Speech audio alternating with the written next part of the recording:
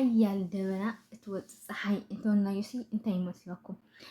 سلام كم يقنيهم حناتهم انا سلامي اكزابير مسكن بجزل لهم ودما سناي وسلام كتلو بعلت مولو تسفايه لو ما انت ما حدش فيديو حزلكم اني اخو تسفاي قبلكم نجر تتقسموا لهم الى مالتيو حدشت لهمكم كم تلمون سبسكرايب نا لايك بنقار كم جرشا مسايا بمصنح تحسوا نايت مدام تايو بزعبا تايو منامن ليبل مساي حسكم كتصنحوا لايك ليكوركم للايك كما ترشم تتصنحهم لايك تقوروا بيتسب كتكونوا دما نا كل جزء قدموتيو مالتيو نا لايك لا ايترسيهم كلكم دلي منم ነገር ስለገፈለው ናይ ግን ስለልሕግዘኒ ተስፋ ይገብር ማለት እና አው ኮልኹ ሓደ ሰባት ለ ከም ዜና ታይፓና ድራማ ምናምን ትሰርሐለኻ ገለ ማለት ትብሉ ሰባት ማለት እዩ ካፍቲ ድራማ አነ ዋላ ሓንቲ ቀንጭበ ይኹን ወይ ድማ ሙሉእ ቪድዮ ይኹን ወይ ድማ ፍርቅ ቪድዮ ምንም ነገር አየመጥኒ አው ዝረአኽዎ ነገር ግን ከም ሓሳብ ሼር ክገብር ስለዝደሊ ካብ ናይ ባዕለይ ማለት እዩ ምንም ነገር ተምሌት ይኹን ዋላ ዝኾነ ይኹን ሪካርድ ዝኾነ ይኹን ምንም ነገር አይመጥኒ ባዕለይ ልሰርሖ ማለት እዩ ስለዚ ተባባዑኒ ጎበዝ ምናልባት ናይ ጽባሕ ዓባይ አርቲስት ክትኮኒ እኺ ከተውለኒ ይልክባኩም እምበር ስለምንታይ ትብሉ ሰባት ማለት እዩ ወላ ሓንቲ ሽግር ለለዎ መሲሉ አይስምዐኒ ምክንያቱ ምንም ነገር ናይ ሰብ አይጥቀምኒ ምክንያቱ ሓሳብ ንሕዳ ገዚአትኒ ሓሳብ ንሳ ባዕለይ ክንዲ አኽለኒ ደልኩ ወደቃይቕ ክንዲ አድማ ሼር ይገብረልኩም ንዓኹም ይጠቅመኩም ድሕር ኮይኑ ጽቡቕ እንድሕር ኮይኑ ድማ ንዓይ ላይክ እና ሰብስክራይብ ብምግባር ኮመንት ላይ ንዓኹም ዝመስል ጽሑፍ ተጻሕፍኩም ለይ ወላ ሓንቲ ፀገም ዝበሃል ነገር ኣይኮነን እዚኣ ክለኩም ስለደለኹ እየ እና ብመቐጣል ድማኒ ሰልማ ሓሳብ ብጣዕሚ ኣበንጣልጣሊት እና በቃ ከምዚ ጥቅርቅር ይል ንውዓት ግን ክፈስሰ ይኽእል ውሕድ እዩ ንውሽጡን ክትእትወ ይትኽእልን ኢኻ እና እግዚአብሔር ሲ ማይ ልማዓት ከዝኑ ዲ አይ ከዝኑ ኢልካ ጸሎት ትገብረሉ ወይ ድማ ድብን እንዳበለት ተስፋ ልበካ ዓይነት ነገር እዩ ለሎ ማለት እዩ ብፍላይ ድማ ናይ ኩሎም ደርጋ ናይ ንባዕለ አቢነር ብጣዕሚ በቃ ምሽኒ ኢልኩም ናይ ልዋም ናይ በቀዳማይ ብጣዕሚ ሰብለ ንዓኣ ኣይግባእን ስለምንታይ ካራክተር እዚ ከምዚ ክግበር ይኖር ኣብ ከምዚ ክፍጥም ይኖር ስለምንታይ ኢኹም ኢልዎ ድሓረይ ጽቡቕ ዝኾነ መዛዘምቲ ገይርዎ ማለት ነቲ ዝነበረ ክፋል እና ናይ አቢነር ላይ ብጣዕሚ በቃ የጽልአካ ብፍላይ ኣብ ፍቕሪ ተስፋ ክትቆርጥ ይገብረካ ብዙሕ ነገራት ብዙሕ ሓሳባት ንሓሰብካ ንሃለኻ ኣብ ማእኸል ድማ ብዙሕ መሓለኻታትን ብዙሕ ነገራት ይገጥመካ ከሎ ብጣዕሚ ልትናደድ ብጣዕሚ ልትጉሂ ዓብይ ዝኾነ ስምዒትካ ይስምዓካ ማለት እዩ እና እንታይ ክብለኩም ድልየ አቢነር ኣጓጉል ዝኾነ ተስፋ ከም ዝፈትዋ ከም ዘፍቅራ ዝያዳ ንሳ ከም ትፈትዎ ከም ተፍቅሮ ኩላና ንፈልጥ ኢና ፀሓይ ዝወቀቶ ሓቂ ስለዝኾነ ግን ንሱ ከም ሓደ በዓል ገዛ ናይ ጽባሕ ኣቦ ደቃ ስለልፈትዋ ስለልፍቅራ ይመስለኒ ግዜ ዝህባ ግዜ ብፍላይ ሎሚ ዝኸበረ ነገር ሎሚ ልዕሊ ዝኾነ ይኹን ልዕሊ ወርቂ ልዕሊ ዝኾነ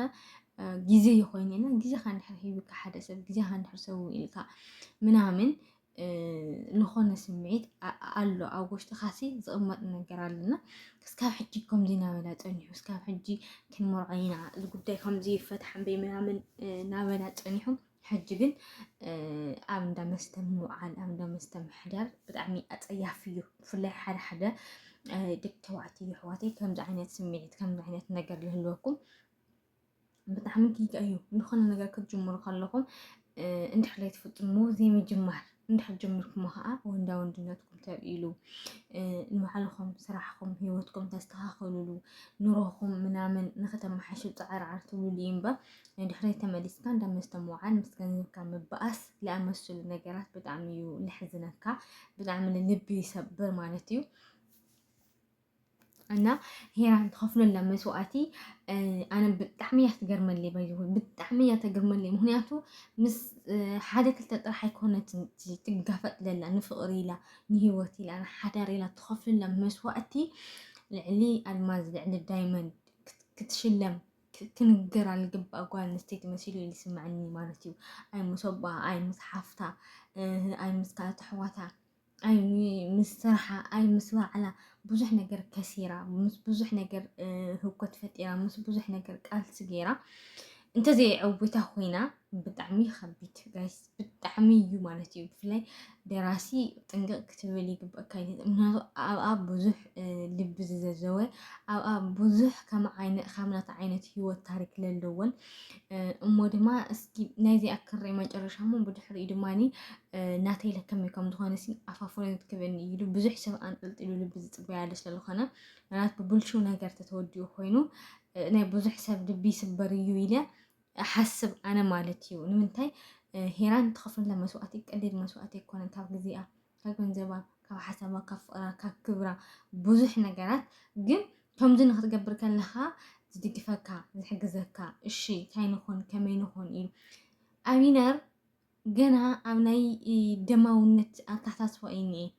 ኣቢነር ገና እሱ ትርንዕ ኢሉ ንኺት ንመርዖ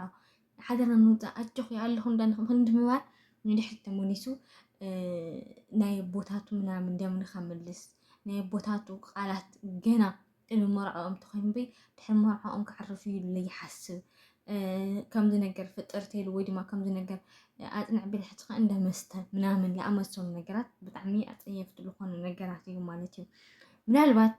ቀደም ክህሉ ይነብር እዩ ምናምን ገለ ሎሚ እታ ሂወት ሓፃር እያ ኣይትድገምን እያ ንሕና ኣይንድገምን ኢና ዘለና ኣማራፂ ሂወትና ምድሓን እዩ ማለት እዩ። ስለዚ ሂወትና ጥፊእና ሂወት ሰብ ክነልምዕ ካብ ንሓስብ ሓቢርና ንክንለምዕ ሓበራዊ ዝኾነ መስተማይና ክንገብር ዘለና እምበር ነቲ ሓደ ተኽሊ ማይ እናስተና ነቲ ሓደ ተኽሊ ከዓ ብዘይ ማይ ብርሃን ፀሓይ ረኺቡ ይንዋሕ ይጠጣዕ ኣይበሃል። ኩላህና ብዝከኣልና መጠን ክንሕግዝ እኒአና ክንሕግዝ እንድሕር ዘይንደሊ ኮይና ድማኒ ክብርናን ኢድናን እግርናን ኣኪብና ሒዝካ ኮፍ ምባለ ናይ ዝበለፀ ናይ ለባማት እዩ ማለት እዩ። ሓደ ግዜ ክትምልሶም ከበድቲ ወይ ድማ መልሲ ዘድልዮም ነገራት ግን ከዓ መልሲ ዝጠልቡ እንተውዕሉ ኮይኖም ስቆለት ዓብይ መልሲ እዩ ነቲ ጉዳይ ማለት እዩ። እና እንታይ ክብለኩም ደልየ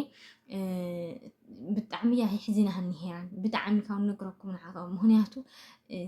ሓደ ምፅኢሉ ከም ናትኩም ከይኾን ክእል ፈራሕ ሓዳረይ ከም ናትኩም ከይኾን ክእል ፈራሕ ፍቅረይ ከም ናትኩም ከይኾን ከም ናትኩም ክትበሃል ከላ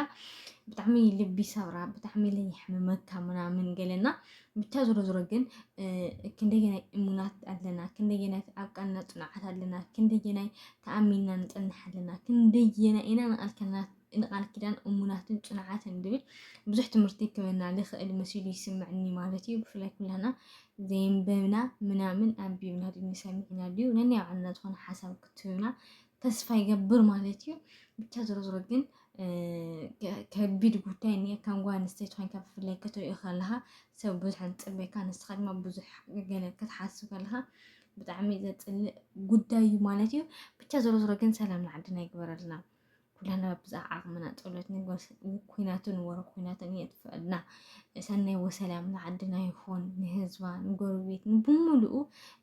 ወዲ ሰብ ዘበለ ኩናት ኣይግቦይ ሞት ኣይግቦይ ኢለ እየ ዝኣምን መዓዚና ማ ክንነብር ግን ኣብ ብንእስነት ትሕቲ 20 ዓመታት ሒዝና ዝተጋደልናት መዓዚና ክንነብር መዓዚና ኸ ሂወት ነድሕን መዓዚና ኸ ካልኦት ከማና ተወሊዶም ለለ ክንዋጋእ ኢድና ለምለም ክፈርሑ ዋላስ ከመይ ይኸውን ልብል ዓብይ ስግኣት እዩ ዘለና። ሰላም ንዓድና ሰላም ንሃገርና ይግበረልና እንዳበልኩ ናይ ልማዓንቲ ቪድዮ እዚኣ ትመስል ነይራ። ሰስተናይ ንዓኹም